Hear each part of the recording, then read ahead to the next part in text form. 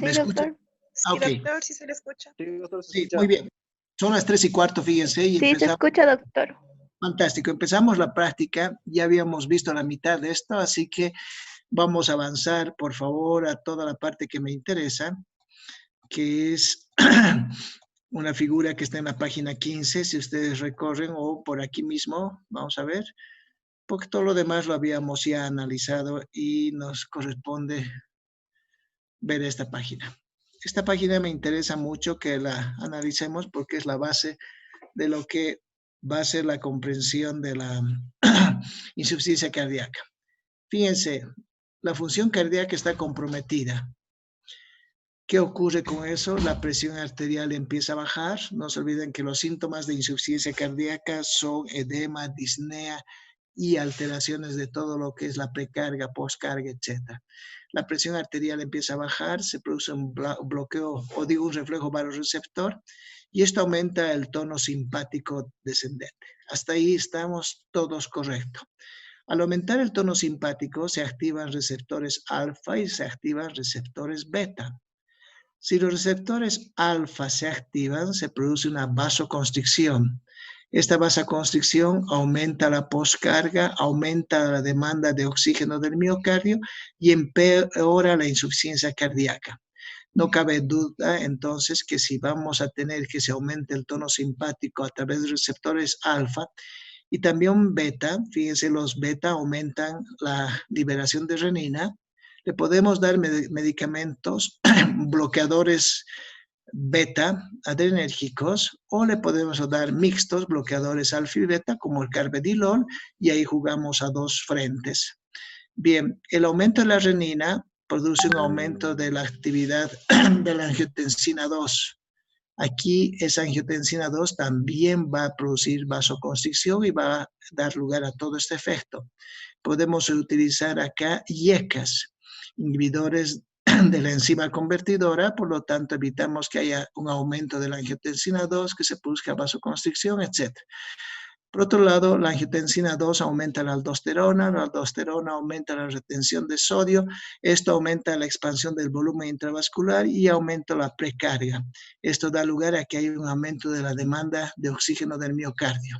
Fíjense aquí entonces, utilizamos inhibidores de ECA, captopril, lisinopril, cualquiera de los priles, y aquí cuando hay la aldosterona aumentada, bloqueamos con el espironolactona, acuérdense que es un diurético, bloqueador de los receptores de aldosterona, o utilizamos diuréticos para que se pierda sodio, no haya retención de sodio, no haya retención de agua, de volumen intravascular, no se aumente la precarga.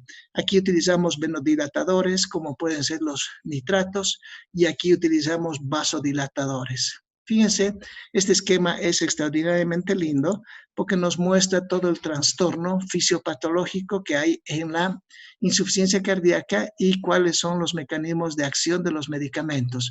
Vamos a utilizar beta bloqueadores o alfa y beta bloqueadores, vamos a utilizar IECAS, vamos a utilizar espironolactona, diuréticos, venodilatadores y vasodilatadores. Con esta explicación nos vamos a saltar un poquito. Aquí ver cuáles son las causas de lo que ocurre en la falla cardíaca o la insuficiencia cardíaca. Una de las consecuencias de la insuficiencia cardíaca es el edema, no cabe duda. Los dos signos grandes de insuficiencia cardíaca habíamos dicho que era disnea y edema. ¿Cómo se produce el edema? Fíjense, empieza a fallar el corazón, no actúa como bomba. Eso disminuye la presión sanguínea que hemos visto. Al disminuirse la presión sanguínea, aumenta la actividad del simpático. La baja de la presión y el aumento del simpático hace que disminuya el riego sanguíneo renal y esto promueve la liberación de renina, angiotensina, luego la aldosterona, la retención de agua y sodio, y aquí tenemos el edema. Obviamente aquí la falla cardíaca también falla la presión venosa, aumenta la filtración capilar y la salida de líquido y ahí tenemos edema. El edema, vuelvo a decir, es un componente importante de lo que es el signo de insuficiencia cardíaca. El edema hay que analizarlo muy bien, entenderlo muy bien. No solamente hay edema, si ustedes recuerdan la clase de diuréticos en la insuficiencia cardíaca. Hay edema en la baja de proteínas, hay edema en la insuficiencia renal, hay edema de muchas circunstancias como problemas vasculares, locales, etc. Pero aquí estamos hablando en la falla cardíaca y esto es entendible. Falla el corazón como bomba, baja la presión, se disparan sistemas de renina, angiotensina, aldosterona, todo el SAR que se llama, se retiene sodio y agua, la filtración aumenta y empieza a retenerse líquido. Esta es una diapositiva muy linda. Seguimos. Estos son los medicamentos que vamos a ver en un instante. Aquí están los grupos de fármacos inhibidores de la ECA, que ya lo conocen bastante: captopril, enalapril, lisinopril, quinapril, ramipril. Últimamente el ramipril ha tenido una alza en el mercado. Parece que los cardiólogos, los que manejan muy bien esto, tienen una cierta predilección por el ramipril. Cuando ustedes hagan sus trabajos sobre medicamentos P, pueden buscar en algún ensayo clínico si hay ventajas entre lisinopril, ramipril, captopril. En nuestro medio utilizamos enalapril, no cabe duda, porque es el medicamento más barato que tenemos a nivel hospitalario, y los pacientes que están en los seguros o en hospitales tienen que ver los mismos administradores porque no se utilizan medicamentos caros. El enalapril en 10 miligramos es una fantasía y es el más utilizado en nuestro medio, pero cualquiera de estos puede ser para ustedes un medicamento P, y hoy por hoy el ramipril, a través de 3 ensayos que han salido, está mostrando ciertas ventajas que podría decirles yo, pero ustedes quiero que lo averigüen.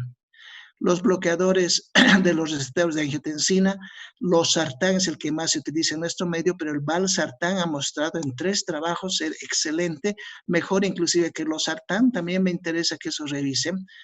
Los bloqueadores beta-adrenérgicos, atenolol, carvedilol, metoprolol. En nuestro medio el carvedilol es el más utilizado para estas situaciones de insuficiencia cardíaca.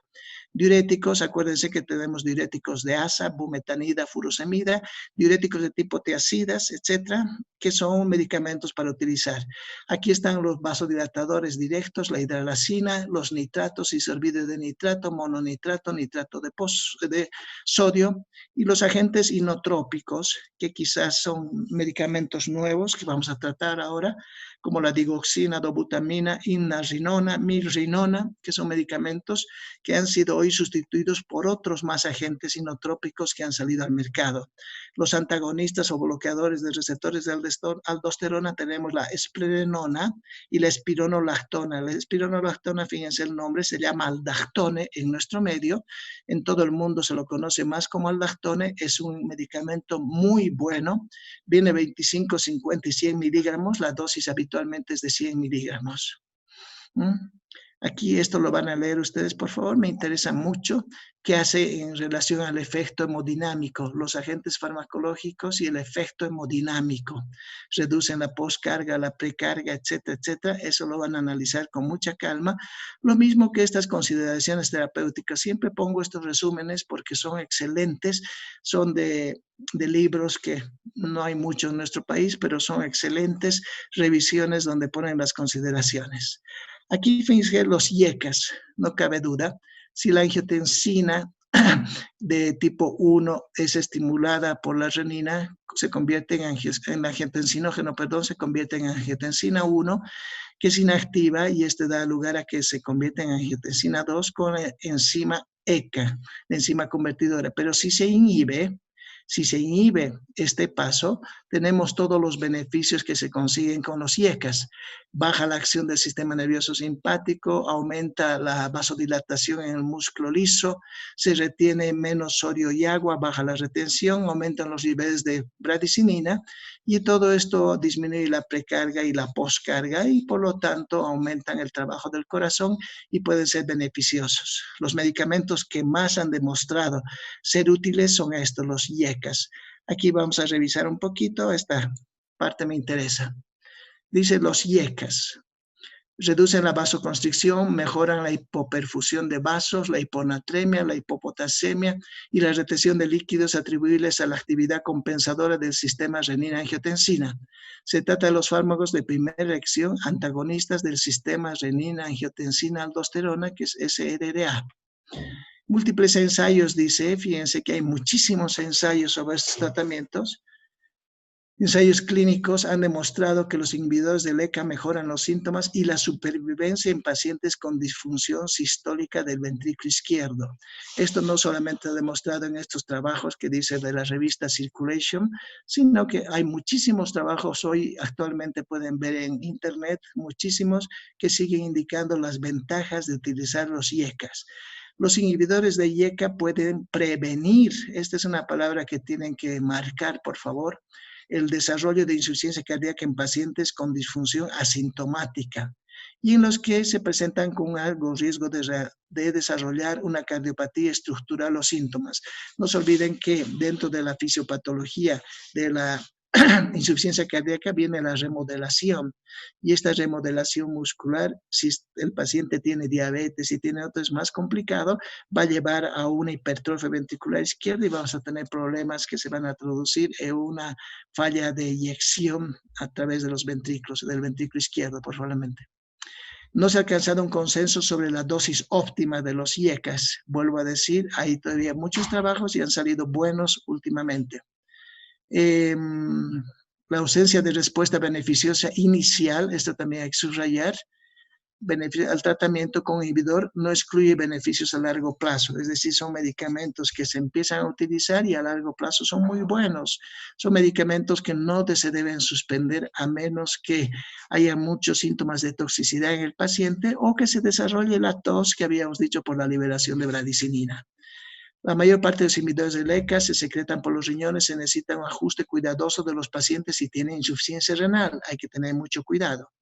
La insuficiencia renal aguda se puede encontrar en pacientes con estenosis bilateral de la arteria renal.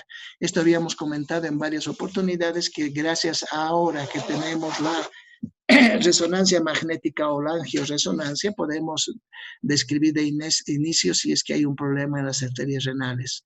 Los efectos adversos como exantema, angioedema, disgusia. Disgusia significa no sentir el sabor a los alimentos, el aumento de creatinina sérica, etc. Hay que considerar, fíjense, la hiperpotasemia también.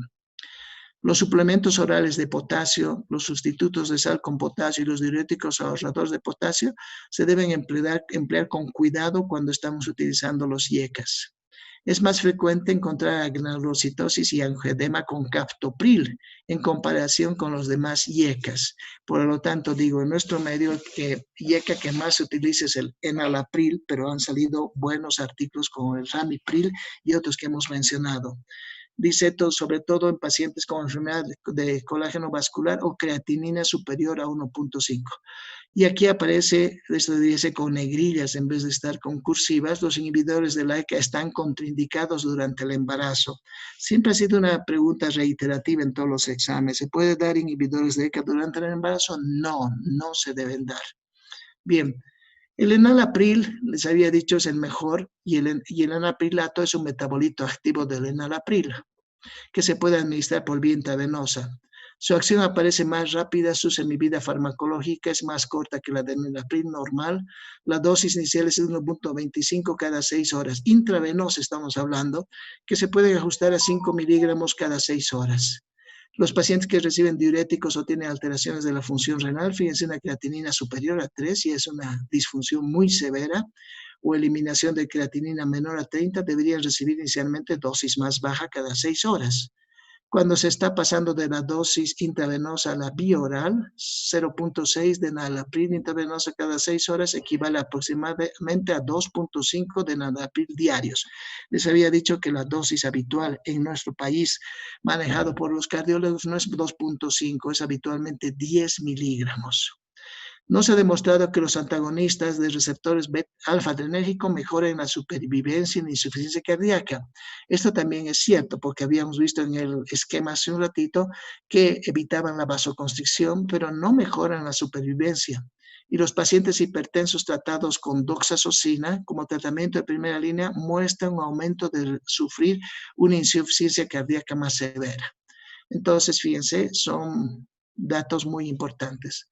Los digitálicos son los medicamentos que cada vez están siendo más abandonados en el tratamiento de la insuficiencia cardíaca, pero en nuestro país se utiliza. Yo he podido conversar con muchos cardiólogos y lo utilizan a diario. En otros países ya no se utiliza este ionotrópico, no se utiliza como medicamento más porque hay que primero digitalizar al paciente, después mantener las dosis adecuadas, etcétera. Y hay nuevos inotrópicos que han salido que son mejores. Pero sigamos en nuestro país.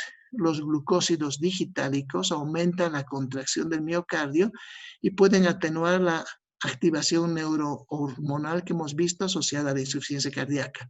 La digoxina, que es el principal ejemplo de los digitálicos, reduce el número de ingresos hospitalarios por insuficiencia cardíaca sin mejorar la mortalidad global. Es una palabra que siempre se pregunta en el examen. Los únicos que modifican hasta el momento la mortalidad global son los IECAS, pero la digoxina mejora al paciente, pero en líneas generales no hace que se mueran más tarde los pacientes, sino la mortalidad global es igual como si no se estaría tomando el medicamento. El abandono de la digoxina en pacientes con un régimen de digoxina diurético se puede asociar a un deterioro clínico. Entonces, ¿qué hay que hacer? El paciente, una vez que ya empieza a ser un paciente que consume digitálicos, tiene que seguir. ¿Estamos? Lo mismo que los diuréticos y los IECAS. La dosis habitual de digoxina es de 0,1 a 0,2.5. Esta es la dosis que se maneja en nuestro país y se debe reducir en pacientes con insuficiencia renal. Los beneficios clínicos pueden no guardar relación con la concentración sérica, aunque se consideren terapéuticas concentraciones de digoxina, esto es ya midiendo en la sangre qué cantidad de digoxina tiene el paciente. Entre este rango de valores puede observarse también toxicidad. En una palabra, la digoxina tiene una ventana terapéutica muy pequeña, no se puede aumentar mucho la dosis. Hay que encontrar la dosis exacta a cada paciente, eso significa individualización de la terapia. La relación tóxica terapéutica es muy estrecha, les digo, la ventana es muy poquitita y las concentraciones séricas se deben mantener en cuidadosa observación, fundamentalmente en pacientes que tienen función renal inestable. Observaciones indican que las mujeres y los pacientes con concentraciones de digoxina muy alta tienen un mayor riesgo de mortalidad. Este fue un trabajo que se expresó en el 2003, miren, hace tanto tiempo, y dio la alarma para cambiar a otros medicamentos y que la digoxina no debería utilizarse más. En nuestro medio todavía se sigue utilizando. Las interacciones farmacológicas con la digoxina son frecuentes. Antibióticos orales como la eritromicina y la tetraciclina pueden incrementar las dosis de la digoxina. Fíjense, la eritromicina la utilizamos para todas las alteraciones orofaringeas, la tetraciclina también para urinarios inclusive o para problemas de acné. Entonces hay que tener mucho cuidado cuando se están utilizando estos medicamentos porque aumentan las concentraciones de digoxina en un 10 a 40% y la convierten en tóxica. La quinidina, que es un medicamento para las arritmias, muy pocas veces van a ver el verapamilo, que es un vasodilatador, la flecainida y la amiodarona, que son medicamentos antiarrítmicos, también incrementan de forma significativa las concentraciones de digoxina. Ojo, entonces, pueden haber muchos fármacos que aumentan o suben las concentraciones de digoxina. La toxicidad de la digoxina se puede deber o exacerbar por interacciones medicamentos. Producen alteraciones electrolíticas, sobre todo hipopotasemia. Ese es el problema más serio. Si se asocian 2 o 3 medicamentos que producen hipopotasemia, tenemos un serio problema porque la baja del potasio produce arritmias cardíacas porque pueden ser muy, muy complicadas.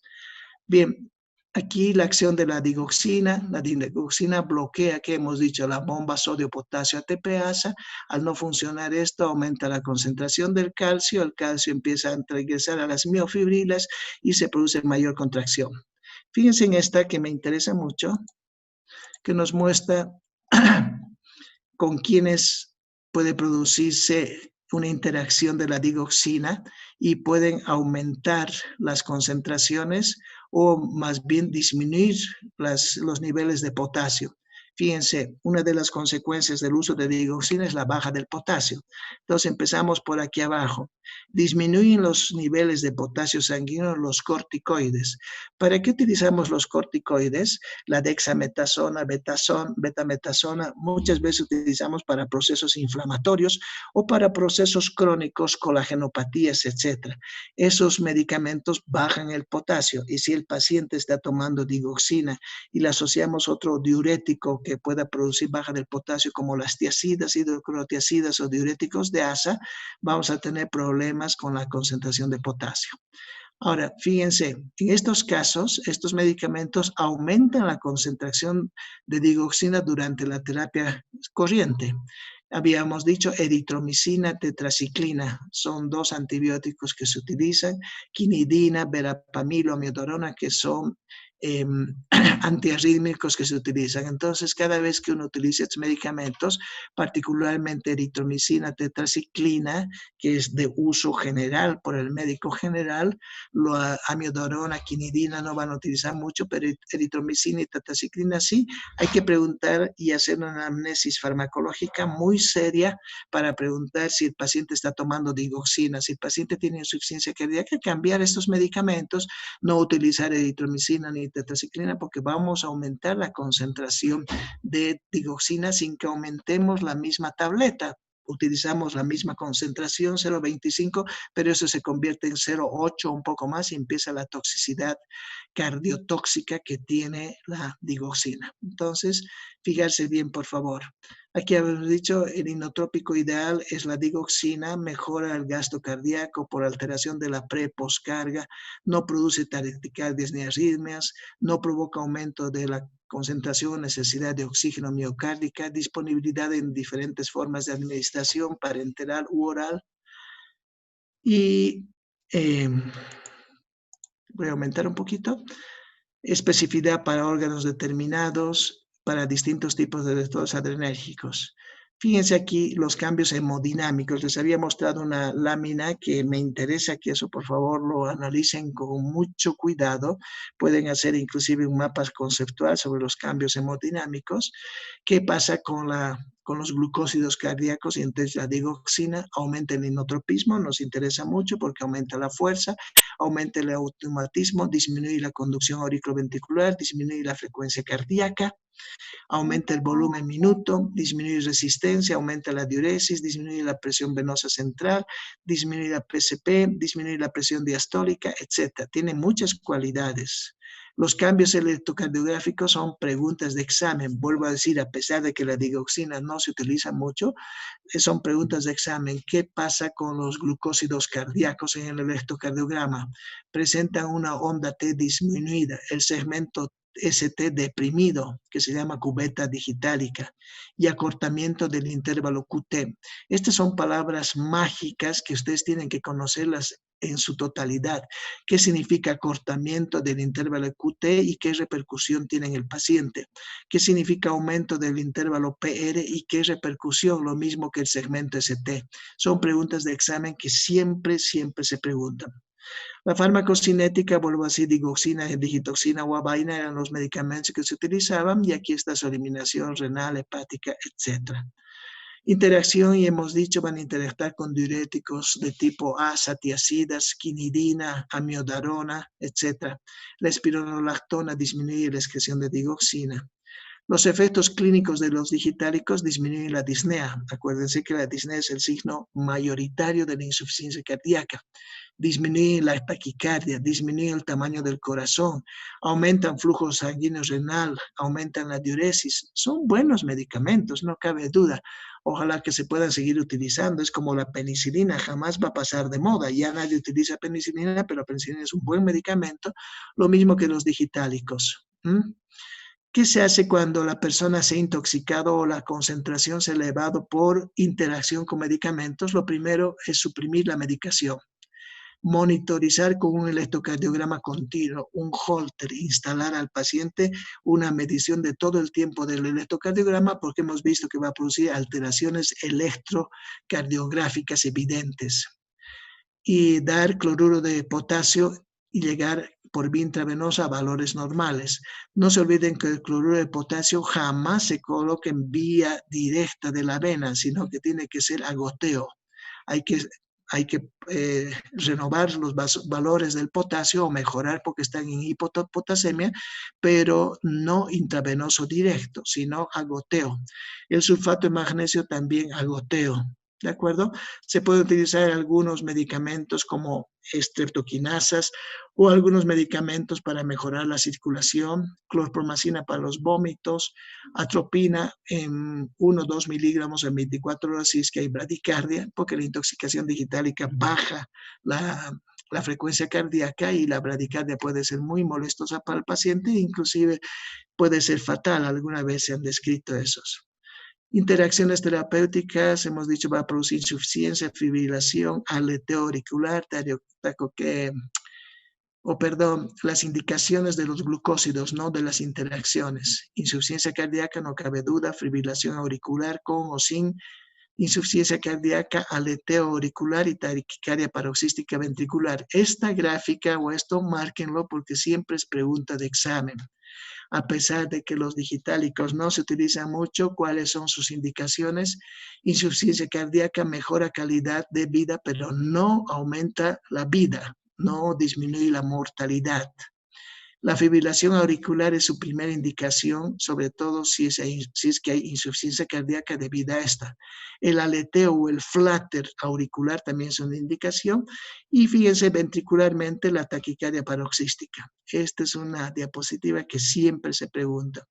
Las contraindicaciones, insuficiencia cardíaca derecha, infarto de miocardio, bloqueo auriculoventricular de primer grado, segundo, etc.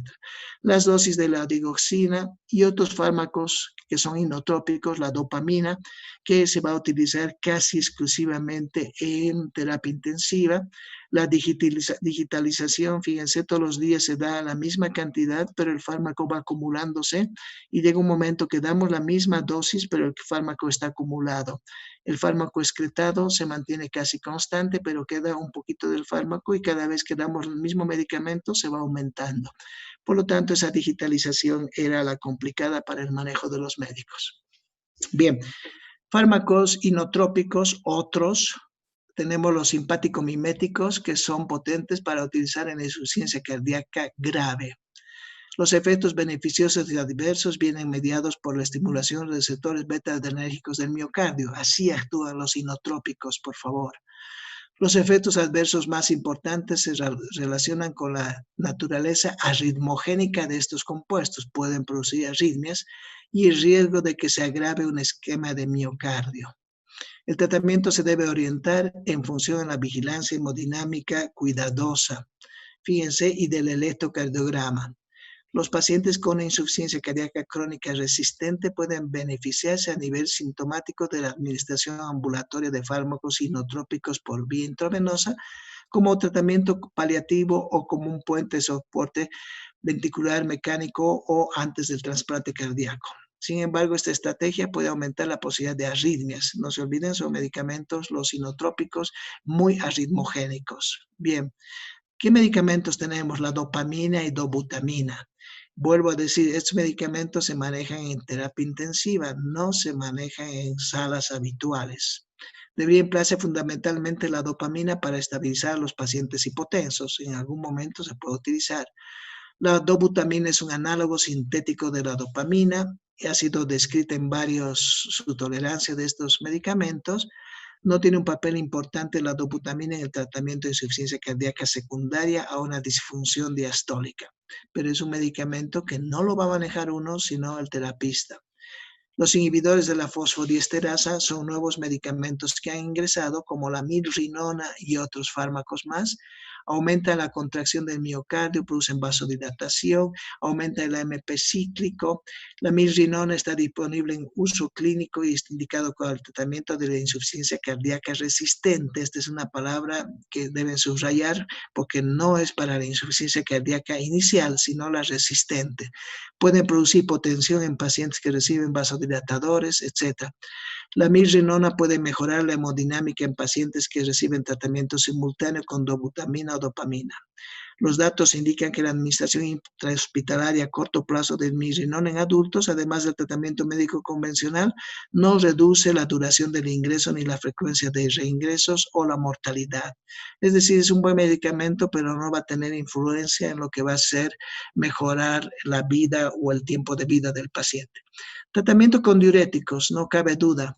Son una indicación precisa. Ya hemos visto qué pasaba con el sodio, con el agua.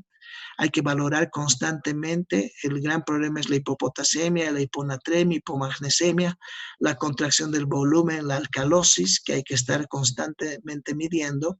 Por lo tanto, los electrolitos séricos, el nitrógeno ureico y la creatinina se deben controlar desde el inicio del tratamiento de los diuréticos. La hipopotasemia puede poner en riesgo la vida de pacientes tratados con digoxina o de los que sufren disfunción grave del ventrículo izquierdo, lo cual se predispone a las arritmias ventriculares.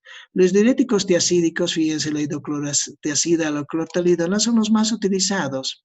Se pueden emplear como fármacos iniciales cuando la función renal es normal o cuando se desea solamente una diuresis leve. La metolazona, a diferencia de las demás tiacidas, ejerce su acción sobre el túbulo proximal y distal y puede ser útil combinado con diuréticos de asa. Acuérdense de esta hidroclorotiazida, metolazona, que tiene unas características especiales.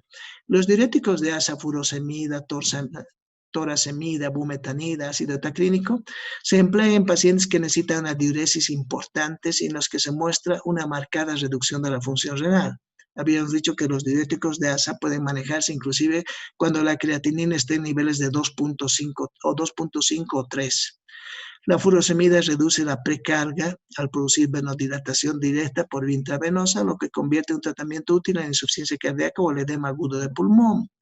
El uso de diuréticos de asa puede complicarse con hiperuricemia si el paciente tiene niveles de ácido úrico muy alto, hipocalcemia, toxicidad, exantema, vasculitis. La furosemida y la bumetanida son derivados de las sulfamidas y pueden producir a veces reacciones farmacológicas, pero son muy raras. Los diuréticos ahorradores de potasio no tienen un efecto diurético potente cuando se administran solos. De ellos tenemos la espironolactona, vuelvo a decir, es un buen medicamento. Aquí el autor nos pone 25 miligramos diarios, pero habitualmente se utilizan más. Hemos dicho que se puede llegar a 100 miligramos diarios. Es un antagonista del receptor de la aldosterona que aumenta la supervivencia. Esta es una palabra que se utiliza mucho ahora y reduce los ingresos hospitalarios de los pacientes con insuficiencia cardíaca 3 o 4 de la clasificación de Nueva York. ¿Estamos?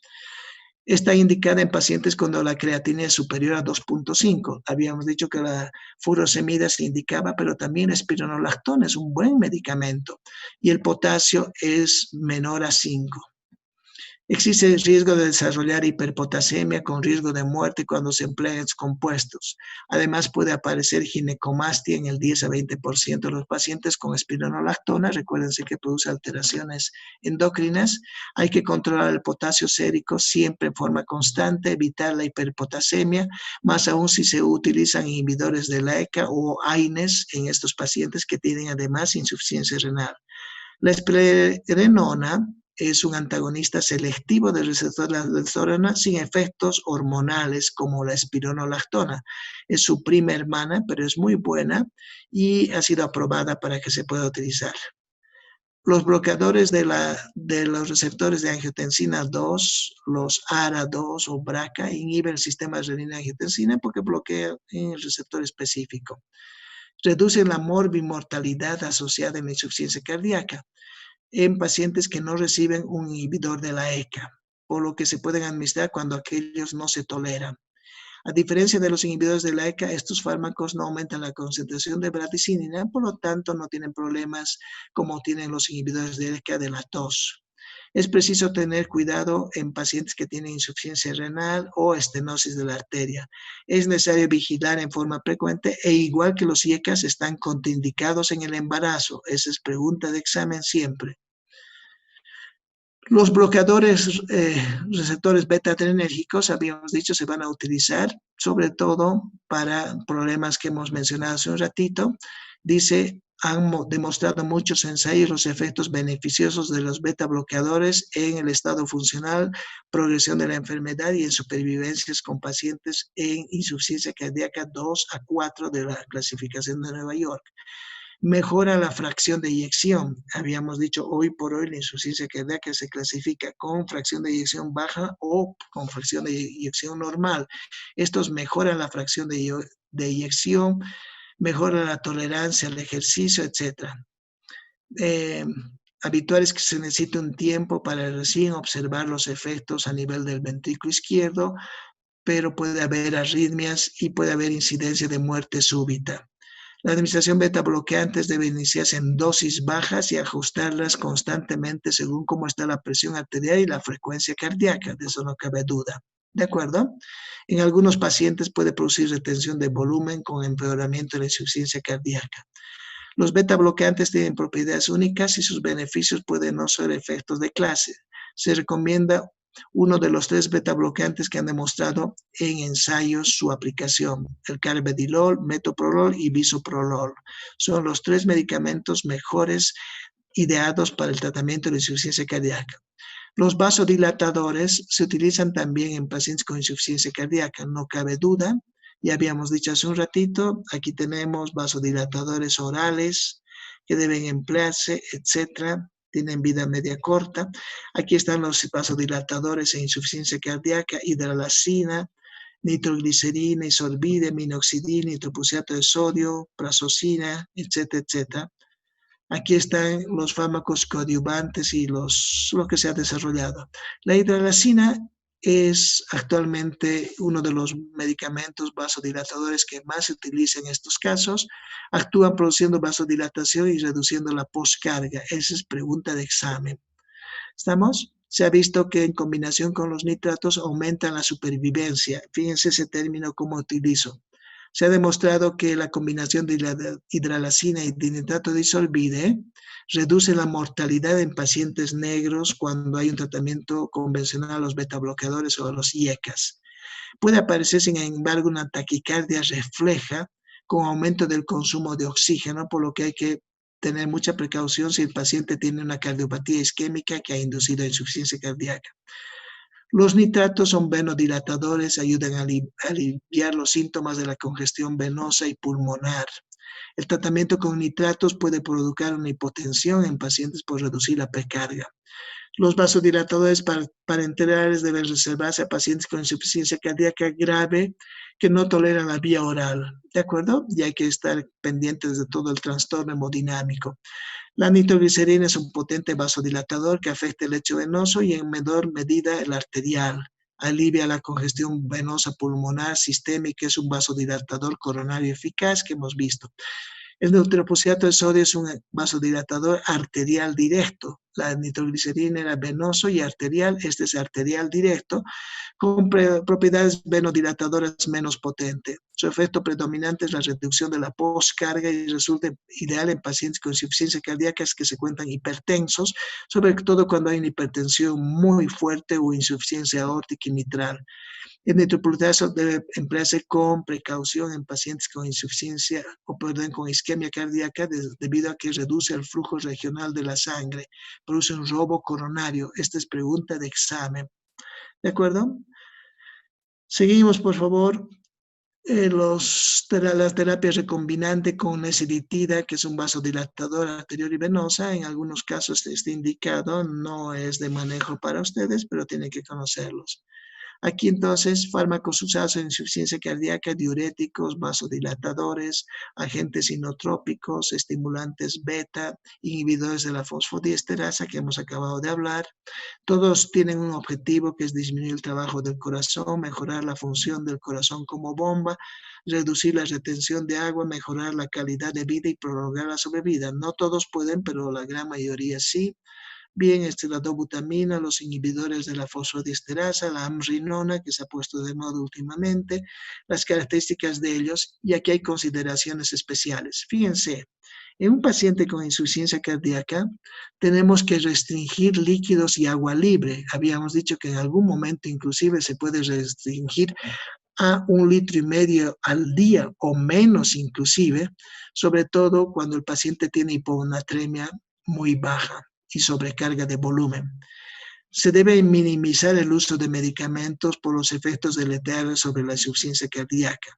Es preciso evitar los fármacos inotrópicos negativos, como el verapamil o nitiazem, en pacientes con alteraciones de la contracción ventricular, al igual que los estimulantes beta de venta libre, como el clorhidrato de pseudoefedrina y la efedrina, que se encuentra generalmente en los antigripales.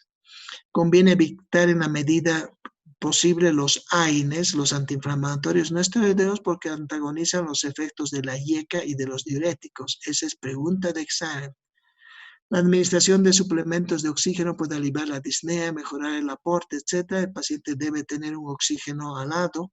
Hoy hay tubos que son portátiles para que el paciente vaya manejando su limitación de oxígeno. Hay apnea del sueño en pacientes con insuficiencia cardíaca, puede ser hasta un 37% de los pacientes, y el tratamiento con presión positiva nocturna de las vías aéreas mejora la sintomatología de la apnea del sueño. La diálisis o ultrafiltración se puede utilizar, y al final, las consideraciones al final de la vida. Hay mucha discusión cómo debe mantenerse un paciente con insuficiencia cardíaca. Muchos dicen que debe irse a alguna situación de eutanasia, inclusive en ellos.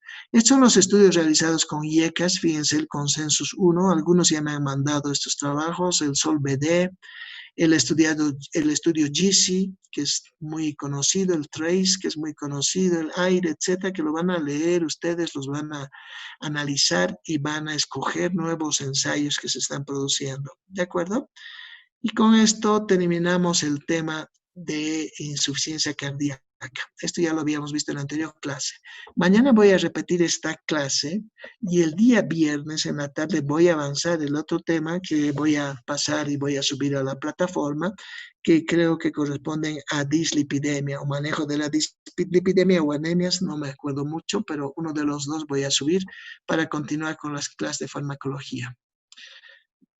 Bien, muchachos, aquí terminamos. Ya todos nos hemos cansado. Creo que todo ha estado tranquilo y bien. Los espero mañana si quieren repetir la clase, y el viernes para avanzar algo más. Adiós, chicos.